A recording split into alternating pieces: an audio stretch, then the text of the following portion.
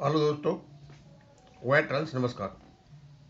मैं दीवान सिंह आपको बताना चाहूँगा कि लगातार हमारे कुछ एक्टिविस्ट डेली कोई न कोई पत्राचार या तो वित्त मंत्री को या प्राइम मिनिस्टर को या आईबीए को जहाँ भी उपयुक्त जगह दिखाई दे रही है वो लिख रहे हैं।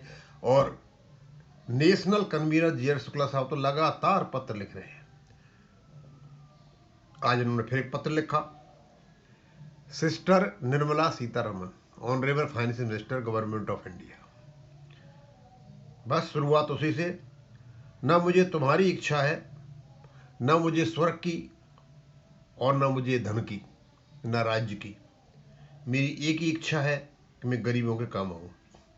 उसी के साथ वो शुरू करते हैं, respected madam, listen the cry of pensioners, stop robbing them, they get pension from their own funds.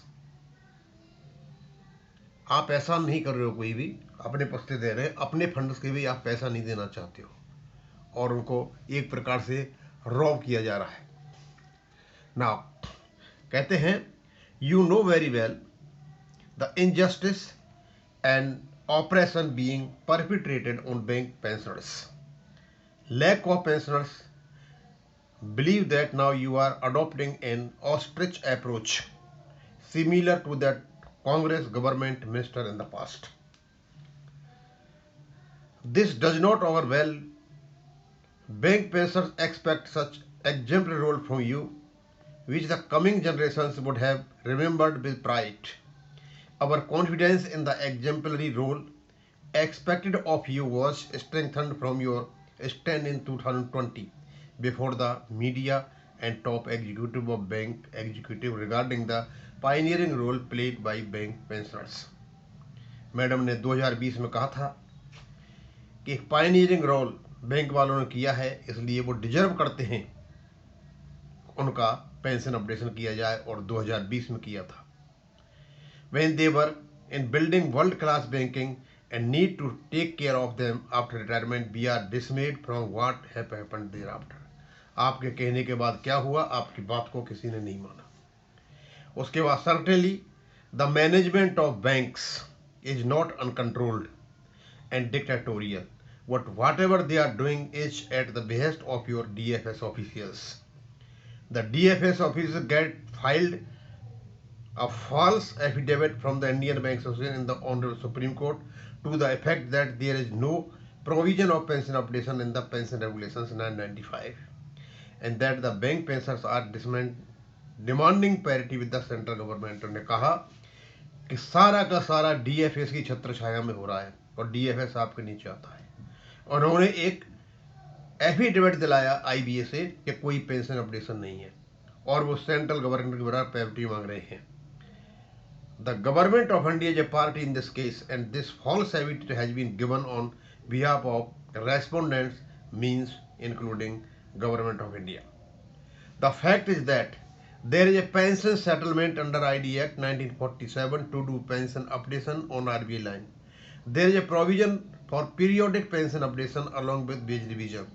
The pension updation was done under clause 35(1) in relation to fifth wage settlement concluded by the time of pension settlement.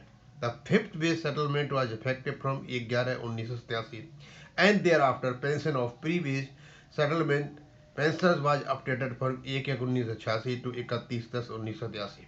The said updation clause 35(1) was amended to 2003 and made more obligatory and is still maintained in the Pension Regulations 995.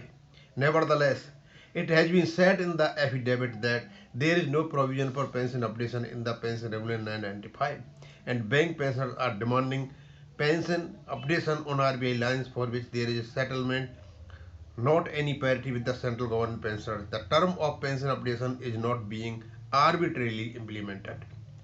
It is shameful for the Modi government and the finance minister to adopt such low standards to deprive aged and ailing bank pensioners of their rights, which have been confirmed by the finance minister herself. This raises questions on your integrity, ma'am. This shows that whatever you said in the interview given to Business Line on October 30, 2020 and spoke while addressing the 73rd AGBM of IBA on 10/11/2020 was done to divert and deflect the attention of pensioners for appeasement and cheap popularity. It doesn't match with your personality. As clearly as you speak, it is equally important for you to ensure compliance with what you say.